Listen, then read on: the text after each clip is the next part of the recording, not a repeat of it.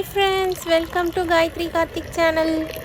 இன்றைக்கி நம்ம என்ன பார்க்க போகிறோன்னா ஆனியன் போண்டா. டீ கடையிலலாம் ஆனியன் போண்டா விற்கும்ல, அது வந்து நம்ம வீட்டிலேயே எப்படி செய்கிறதுன்னு தான் பார்க்க போகிறோம். வாங்க எப்படி செய்கிறதுன்னு பார்க்கலாம். ஃபஸ்ட்டு அந்த போண்டாக்கான மிக்ஸை நம்ம ரெடி பண்ணிக்கலாம். ஆனியன் போண்டாக்கு நிறைய ஆனியன் எடுத்துக்கணும். ஆனியன் தான் வந்து ஒரு பேஸாகவே இருக்கணும், அதுக்காக ஆனியன் எடுத்திருக்கேன். நான் வந்து இப்போ ஒரு 4 ஆனியன் வந்து கட் பண்ணி வச்சுருக்கேன் நீட்டு வாக்கில். அதை வந்து என்ன பண்ணணுன்னா, நல்லா வந்து அந்த நீட்டாக வெங்காயம் தனித்தனியாக வர மாதிரி நல்லா வந்து பிசைஞ்சிக்கணும். இந்த மாதிரி பிசையும் போது ஆனியன்ஸ்லாம் வந்து பார்த்திங்கன்னா அப்படியே தனித்தனியாக ஒத்தையாக வரும். அந்த அளவுக்கு வந்து நம்ம இந்த ஆனியனை வந்து பிணைஞ்சி எடுத்துக்கணும். உங்களுக்கு பார்த்தாலே தெரியும். ஃபஸ்ட்டு வந்து அப்படியே கட் பண்ணி மூணாக இருந்துச்சு, இப்போ தனித்தனியாக இருக்குது பாருங்கள். இந்த மாதிரி வந்து நல்லா வந்து ஆனியன் உடச்சி விட்டுட்டு, இது கூடயே பார்த்திங்கன்னா கொஞ்சமாக வந்து ஜிஞ்சரை வந்து கட் பண்ணி வச்சுருக்கேன் குட்டி குட்டியாக, அதை நான் சேர்த்துக்கிறேன். அது கூடயே வந்து பார்த்திங்கன்னா கருவேப்பிலையும் பச்சை மிளகாயும் சேர்த்துக்கிறேன். நான் போடுற அளவு வந்து பார்த்திங்கன்னா ஒரு 6லேருந்து 7 போண்டா தான் வந்துச்சு. கொஞ்சமாக தான் நான் செஞ்சேன். இந்த பச்சை மிளகா, கருவேப்பிலை, அப்புறம் இது கூடயே வந்து பார்த்திங்கன்னா சால்ட்டு சேர்த்துக்கிட்டேன். சால்ட்டு போட்டு ஆனியனை நல்லா பரட்டி விட்டுக்கலாம். அப்போ தான் வந்து ஆனியன் மேலே நல்லா சால்ட் வந்து கோட்டாகி வரும். அதுக்கப்புறம் தான் நம்ம மாவு சேர்க்கணும். நம்ம மாவு சேர்த்துட்டு அது கூடயே வந்து உப்பு சேர்த்தா வந்து ஆனியனில் வந்து உப்பு தெரியாது. இப்போ வந்து நம்ம மாவு சேர்க்கலாம். அதுக்கு முன்னாடி பார்த்திங்கன்னா நான் இந்த ப்ராடக்ட் வந்து வாங்கினேன் மீஷோவில். இது அந்த மெஷர்மெண்ட் கப்பு வாங்கணும்னு சொல்லிட்டு எனக்கு ரொம்ப நாள் ஆசை. சரி சொல்லிட்டு நான் ஆர்டர் பண்ணி வாங்கினேன். இதோட ப்ரைஸ் வந்து பார்த்திங்கன்னா 99 ருபீஸ் தான். முக்கியமாக வந்து இந்த சேனலில் வந்து எனக்கு மெஷர்மெண்ட் காமிக்கிறதுக்கு வந்து சரியான கப்பு அந்த மாதிரி கிடைக்கல. அதனால் நான் இது ஒன்று வாங்கிக்கிட்டேன். இப்போ பார்த்திங்கன்னா இந்த கப்பில் தான் வந்து நான் வந்து மாவெல்லாம் வந்து போட போகிறேன். இதில் வந்து பார்த்திங்கன்னா ஒரு ஃபுல் கப்பு வந்து மைதா மாவு போட்டுக்கிறேன். அதே மாதிரி ஒரு ஃபுல் கப் கடலை மாவு போட்டுக்கிறேன்.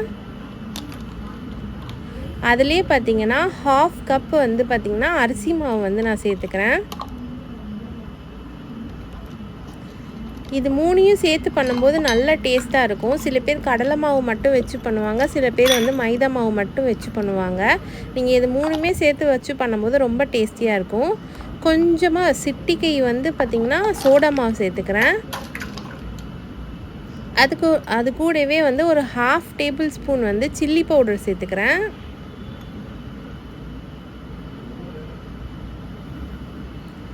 அப்புறம் கொஞ்சமாக வந்து ஃபுட் கலர் சேர்த்துக்கிறேன். வீட்டில் இருக்க கேசரி பவுடர் தான் நான் சேர்த்துக்கிறேன். டீ கடையில் வந்து விற்கிற மாதிரி நல்லா கலர்ஃபுல்லாக வரணுன்றதுக்காக நான் இந்த கேசரி பவுடர் சேர்த்துக்கிறேன். இப்போ இது எல்லாத்தையுமே சேர்த்துக்கணும். சேர்த்து வந்து நல்லா பரட்டிக்கலாம். நான் மாவு எந்த அளவுக்கு போட்டிருக்கேன்னு தெரியுதா? ஆனியன் தான் வந்து நிறைய தெரியுது. மாவு வந்து சும்மா ஆனியன் மேலே கோட்டாகிற மாதிரி தான் இருக்கணும். தண்ணி வந்து கொஞ்சம் கொஞ்சமாக விட்டு வந்து இதை பரட்டிக்கோங்க.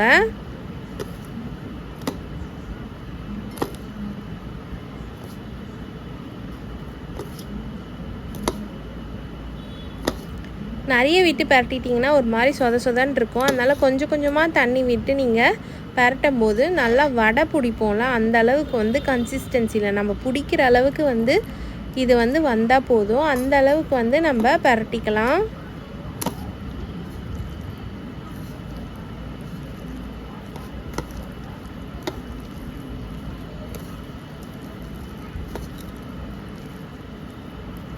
இப்போயே பார்த்தீங்கன்னா நல்லா வந்து வருது பாருங்கள், அப்படியே பிடிக்கிற அளவுக்கு. நான் இன்னும் கூட கொஞ்சமாக வாட்டரை சேர்த்துக்க போகிறேன். எனக்கு கையில் வந்து ரொம்ப ஒட்டுறதுனால நான் லைட்டாக இன்னும் கொஞ்சமாக ஒரு 2 டேபிள் ஸ்பூன் அளவுக்கு வாட்டரை வந்து சேர்த்துக்கிட்டு திருப்பியும் நல்லா பிசைஞ்சிக்க போகிறேன்.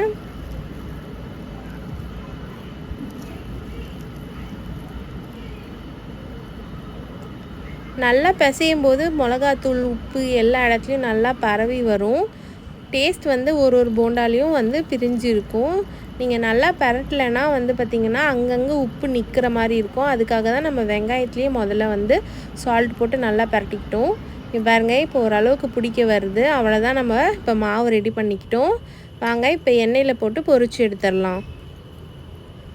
மாவு எடுக்கிறதுக்கு முன்னாடி லைட்டாக கையில் தண்ணி தொட்டுக்கிட்டிங்கன்னா ஈஸியாக இருக்கும் எடுத்து போடுறதுக்கு. ஒன்றும் இல்லை, ஒரு பெரிய சைஸும் இல்லாமல் குட்டியாகவும் இல்லாமல் மீடியம் சைஸில் பிடிச்சி எண்ணெயில் போட வேண்டியது தான். அவ்வளோதாங்க. இதை வந்து நம்ம நல்லா கோல்டன் ப்ரௌன் ஆகிற வரைக்கும் பொரித்து எடுத்துக்கிட்டால் நம்மளுக்கு சூடான ஆனியன் போண்டா வந்து ரெடி ஆகிடும்.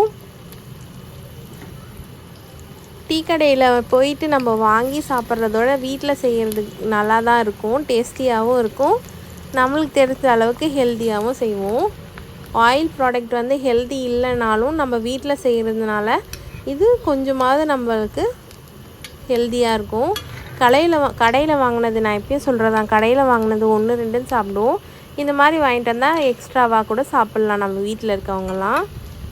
ஈவினிங் டைமில் டீ டைமில் வந்து பார்த்திங்கன்னா இந்த மாதிரி போண்டா, அப்புறமேட்டு இதுக்கு முன்னாடி நான் போட்டிருக்கேன் பஜ்ஜி, இது மாதிரி சேர்த்து நம்ம டீ டைமில் நம்மளுக்கு லீவ் டைமில் இருக்கும் போது நம்ம செஞ்சு கொடுத்தோம்னா ஃபேமிலியாக உட்காந்து சாப்பிட ரொம்ப நல்லாயிருக்கும்.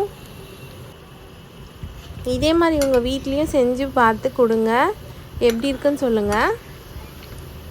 கடையில் வந்து பார்த்திங்கன்னா ஆனியன் இல்லாத டைமில் இதில் வந்து கோஸ் வந்து சேர்ப்பாங்க. உங்களை எல்லாருக்கும் தெரியும்னு நினைக்கிறேன். ஆனால் அதுவும் ஒரு மாதிரி டேஸ்ட்டாக தான் இருக்கும். அதனால தான் நான் இன்றைக்கி வந்து இதை வீட்டில் ட்ரை பண்ணலாம் அப்படின்னு சொல்லிட்டு ட்ரை பண்ணேன். அவ்வளோதாங்க. ஆல்மோஸ்ட் வந்து பார்த்திங்கன்னா நமக்கு வந்து ஆனியன் போண்டா வந்து ரெடி ஆயிடுச்சு. கலரும் பார்த்திங்கன்னா கடையில் விற்கிற மாதிரியே சூப்பராக வந்திருக்கு நம்ம அந்த ஃபுட் கலர் சேர்த்ததுனால. உங்களுக்கு ஃபுட் கலர் சேர்க்க விருப்பம் இல்லைன்னா வந்து சேர்க்குற சில்லி பவுடரை, காஷ்மீரி சில்லி பவுடரை சேர்த்திங்கன்னா அதுவும் கலர் வந்து நல்லா வரும். என்கிட்ட இந்த காஷ்மீரி சில்லி பவுடர் இல்லாததுனால நான் வந்து லைட்டாக கலர் சேர்த்துக்கிட்டேன். அவ்வளோதான். வந்து பார்த்திங்கன்னா நல்லா ப்ரௌனாக பொரிஞ்சு சூப்பராக வந்துருச்சு ஆனியன் போண்டா. நல்லா சூப்பரான டீ கூட இதை சர்வ் பண்ணிங்கன்னா செமையாக இருக்கும். இன்றைக்கி நான் வந்து ஜிஞ்சர் டீ வந்து போட்டு எல்லோரும் வீட்டில் போண்டா சாப்பிட்டோம். இதே மாதிரி நெக்ஸ்ட்டு வந்து போட்டுக்கிட்டேன். மொத்தமாகவே வந்து பார்த்திங்கன்னா எனக்கு 8 போண்டா தான் வந்துச்சு. 8 போண்டா வந்துச்சு. வீட்டில் கொஞ்சம் பேர் இருந்ததுனால நான் கொஞ்சமாக தான் பண்ணேன்.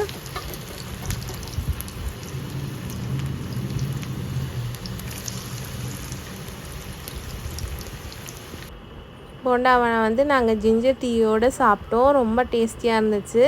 இதே மாதிரி உங்கள் வீட்டில் நீங்கள் செஞ்சு பாருங்கள். உங்களுக்கு இந்த வீடியோ பிடிச்சிருந்தா லைக் பண்ணி, ஷேர் பண்ணி, கமெண்ட் பண்ணுங்கள். அப்புறம் காயத்ரி கார்த்திக் சேனலை சப்ஸ்கிரைப் பண்ணுங்கள். கூடவே பக்கத்தில் இருக்க பெல் பட்டனை ப்ரெஸ் பண்ணிக்கோங்க. ஸோ நான் வீடியோ போட்டால் உங்களுக்கு நோட்டிஃபிகேஷன்ஸாக வரும். பாய். தேங்க்ஸ் ஃபார் வாட்சிங். நெக்ஸ்ட் வீடியோவில் பார்க்கலாம். இதே மாதிரி உங்கள் வீட்டில் செஞ்சு பார்த்துட்டு கண்டிப்பாக எப்படி இருக்குன்னு சொல்லிட்டு கமெண்ட் பண்ணுங்கள்.